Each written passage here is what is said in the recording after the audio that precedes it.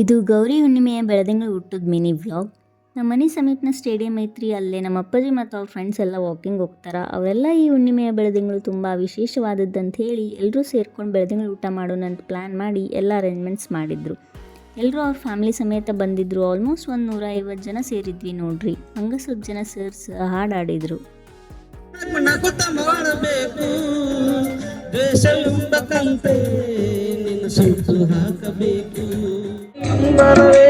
ಸೂರ್ಯನು ಬಂದಾನು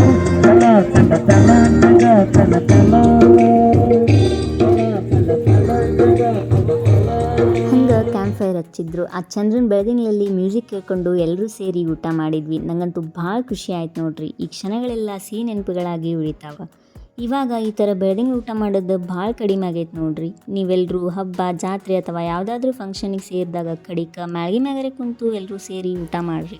ಅದ್ರ ಖುಷಿನ ಬೇರೆ ನೋಡ್ರಿ.